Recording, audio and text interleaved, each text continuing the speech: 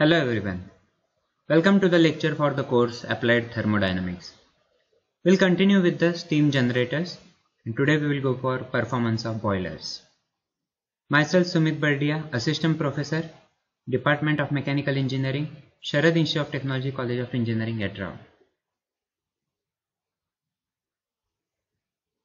Today we will cover the lots of points in the performance of boilers, that is evaporative capacity, equivalent evaporation, factor of evaporation, boiler efficiency, heat losses in boiler plant, economizer efficiency, percentage heat utilized in the superheater, overall efficiency of boiler and boiler power, and last one, introduction to IBR. IBR means Indian Boiler Regulations. The performance of boiler is calculated for comparing the boilers for its evaporating capacity. Even energy consumption and heat balance sheet is also observed. The quantity of heat supplied to vaporize water from and at 100 degrees Celsius and 1 atmosphere is referred as evaporation unit. The quantity of steam generated by a boiler at full load is called evaporative capacity. That is evaporative capacity. Once again I will repeat. The quantity of steam generated by the boiler at full load. So that is nothing but a evaporative capacity. The performance of boiler is often measured in terms of evaporative capacity. The evaporative capacity of a boiler can be expressed on the basis of time, heating area or fuel burned. So in that first one, that is evaporation rate. It is nothing but mass of steam generated divided by time period in hours. So how much mass of steam is generated in a particular time, that is kg per hour. So particular, for example, in 1 hour 200 kg mass of steam generated, so that will be the evaporation rate. Okay, or evaporation rate in kg of steam per hour per meter square. So mass of steam generated per hour, that is evaporation rate, to the heating area of grate in meter square. Okay, so where the combustion is taking place, so that area also we need to consider. So it will, evaporation rate is also expressed in kg of steam, kg per hour per meter square. Okay, or evaporation rate is also expressed in terms of kg per kg of fuel burnt. That means mass of steam generated per hour to the mass of fuel burnt per hour.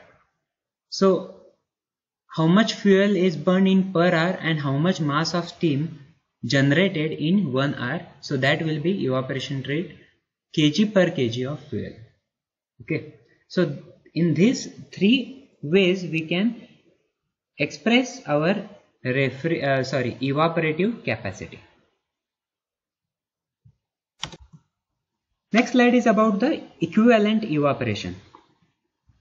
Generally, the output or evaporative capacity of a boiler is given as kg of water evaporated per hour, but as different boilers generate steam at different pressures and temperatures and as such have different amounts of heat, the number of kg of water evaporated per hour is no way provides the exact means for comparison of the performance of the boilers.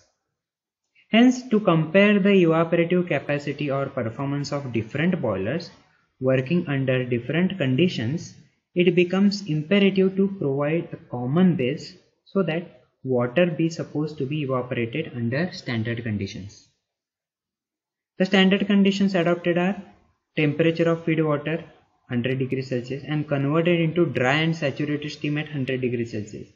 So as per standard conditions, 1 kg of water at 100 degrees Celsius necessitates 2257 kilojoule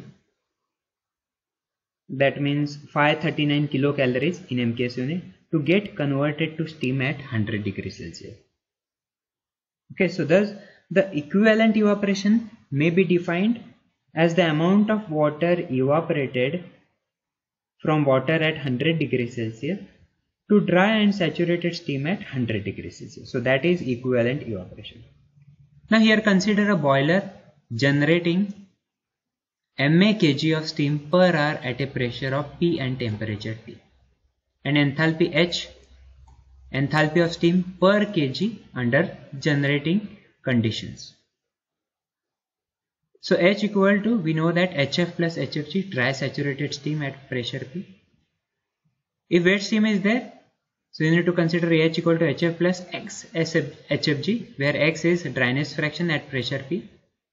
Now if superheated steam is there, H equal to HF plus HFG plus Cp T superheated minus T saturated, temperature, difference between those temperature. So that will give you the superheated steam at pressure P and temperature T. What is HF1? HF1 is specific enthalpy of water at a given feed water temperature. Now, the heat gained by the steam from the boiler per unit time, that will be mass of steam multiplied by enthalpy difference, that is H minus HF1. Okay, so equivalent evaporation will be ME, here ME, that from the definition will be MA H minus HF1 divided by HFG. So we have discussed that HFG is nothing but 2257 kilojoule. Okay, means 1 kg of water at 100 degrees Celsius requires 2257 kilojoule of heat to convert into steam at same temperature, means 100 degrees Celsius. So equivalent evaporation equation will be ME equal to MA H minus HF1 divided by 2257, where H is nothing but dry saturated steam enthalpy and HF1 is specific enthalpy of water. Okay, so that we need to take from the steam tables, that will give you the data from the steam table. Okay. The evaporation rate of the boiler is also sometimes given in terms of kg of steam to the kg of fuel, that we have seen in the previous point. The presently accepted standard of expressing the capacity of boiler is in terms of total heat added per hour. So that we are accepting the standards of capacity of boiler. Okay. Next is the factor of evaporation. The factor of evaporation is defined as the ratio of heat received by 1 kg of water under working condition to that received of 1 kg of water evaporated from and at 100 degrees Celsius. So it is denoted by Fe. It is calculated by using equation H minus HF, enthalpy difference, divided by HFG, that is 2257 kilojoule. Okay, so that is a factor of evaporation. Next is boiler efficiency. How to calculate boiler efficiency? It is nothing but a ratio of heat actually utilized in the generation of steam to the heat supplied by the fuel in the same period. So there is a difference. How much you are going to heat supplied and how much heat is utilized to generate the steam. So that will give you the boiler efficiency. So here I have written the equation, that is MA multiplied by H minus HF, that is heat utilized to generation of steam, divided by C is nothing but calorific value of fuel in terms of kilojoule per kg.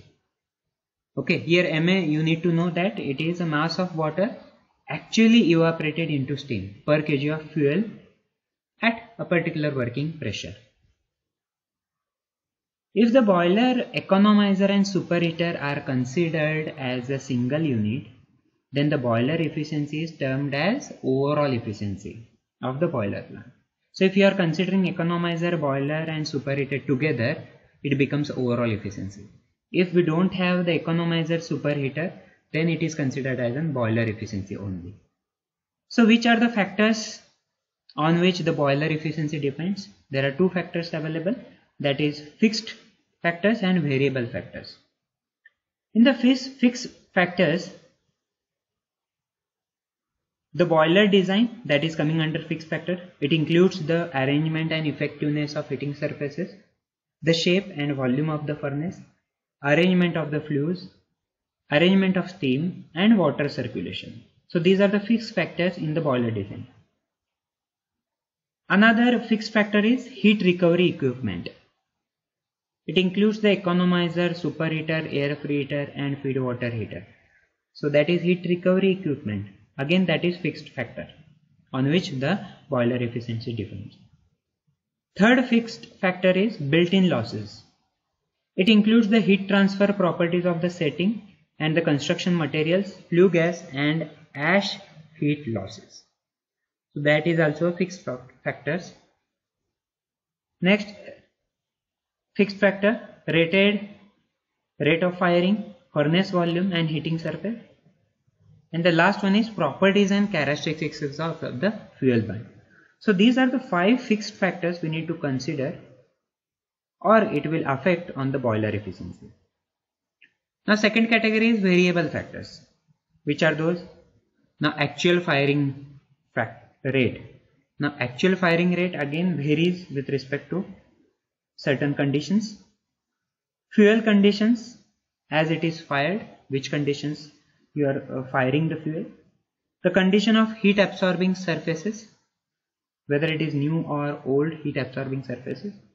Excess air fluctuations, incomplete combustion and combustibles in the refuse, change in draught from the rated due to atmospheric conditions, humidity and temperature of combustion air. So that will change according to the environmental conditions. So that is coming under variable factors. So these are variable factors which are greatly affects on the efficiency of the boiler. Now which are the losses in the boiler plant? Which are the heat losses in the boiler plant? It is also called as boiler trial. So there are 4 types of losses. First one is heat loss to the flue gases, heat loss due to the incomplete combustion, heat loss due to the unburnt fuel, and last one is convection and radiation losses. So these are the losses, heat losses in the boiler plant occurs. We'll go through one by one. So first one is heat loss to the flue gases. The flue gases contain dry products of combustion as well as steam generated due to combustion of hydrogen in the fuel. Now heat lost through the dry flue gases is calculated by the equation Qg equal to mg Cpg Tg minus Ta. So mg here mass of gases formed per kg of fuel, Cpg is specific heat of the gases, Tg temperature of gases, flue gases, Ta is temperature of air entering the combustion chamber of the boiler. So that also we need to consider. Means air is entering and leaving the flue gases. So that temperature difference we need to consider here. Generally we are using a mCp delta T for the heat calculations. So heat carried away by the steam in the flue gases will be Qs equal to ms1 hs1 minus hf1. So that is about the dry flue gases, that is about the steam in the flue gases. So ms1 is mass of steam formed per kg of fuel due to combustion of hydrogen in the fuel. hf1 is enthalpy of water at the boiler house temperature, and hs1 enthalpy of steam at a gas temperature and the partial pressure of steam vapor. So that will give you the heat loss to the flue gases.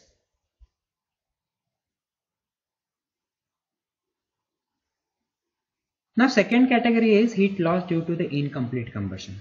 So what is incomplete combustion? A combustion is said to be incomplete if the carbon burns to CO instead of CO2. If your exhaust is CO instead of CO2, then the combustion is incomplete.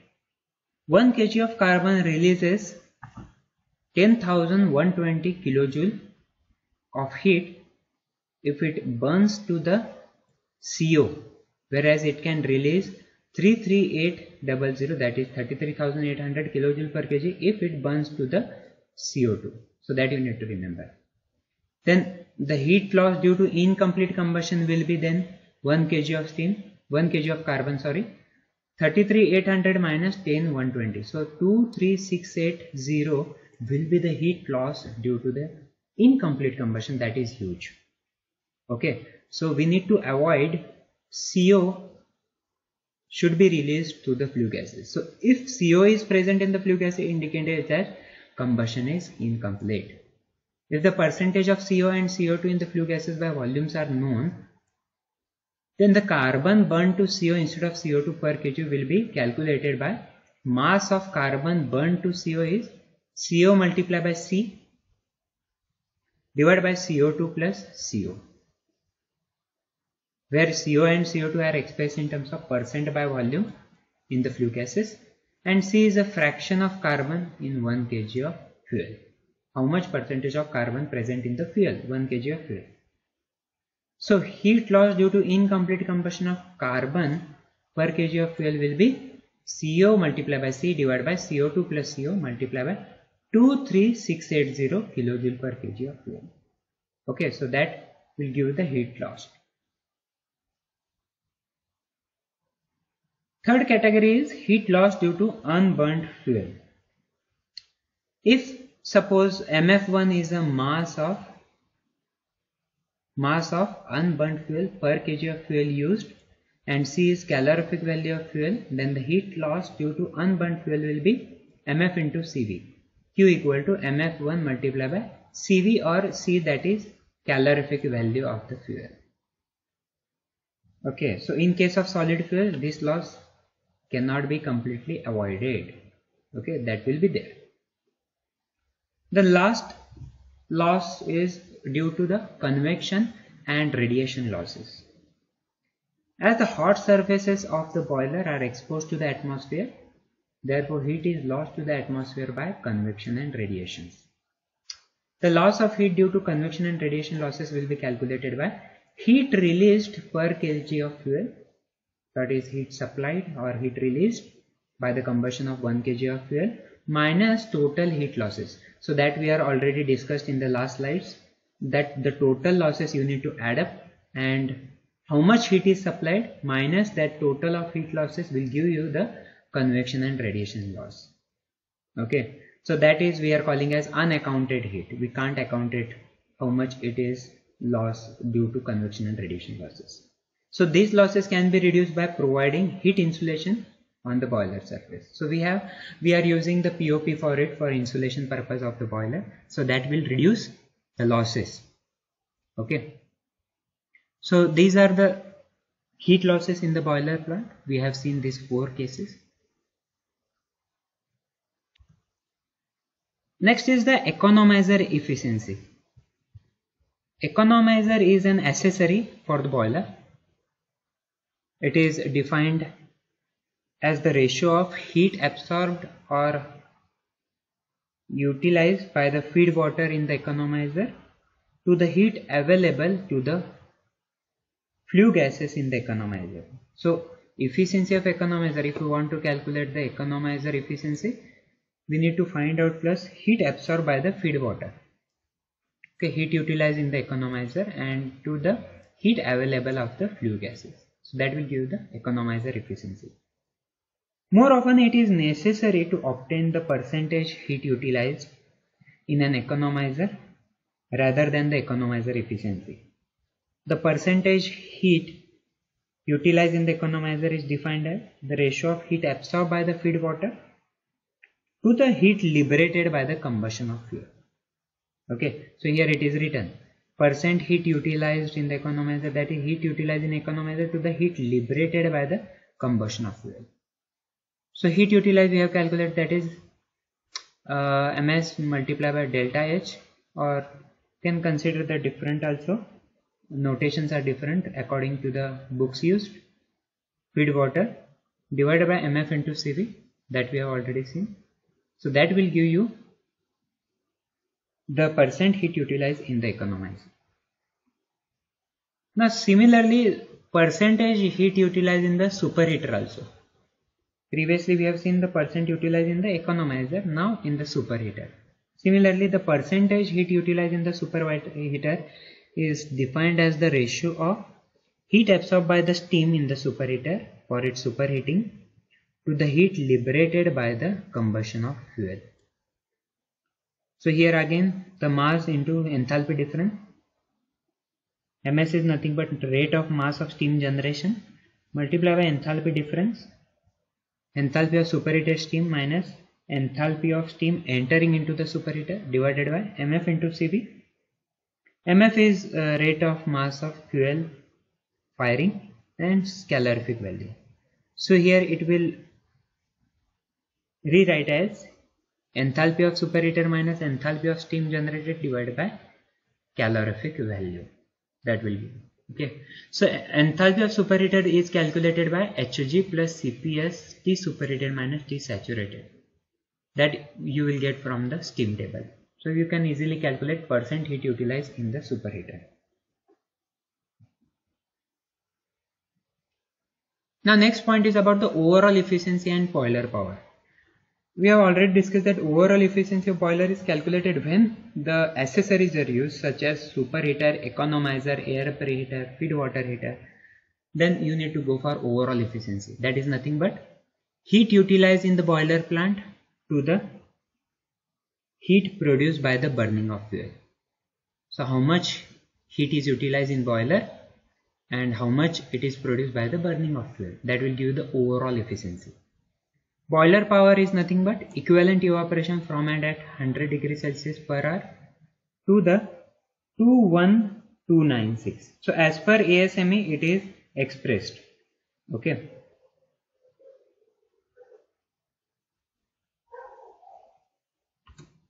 The last point is about the introduction to the IBR. IBR means Indian Boiler Regulations. An IBR steam boiler means any closed vessel exceeding 22.75 liters in capacity and which is used expressively for generating steam under pressure.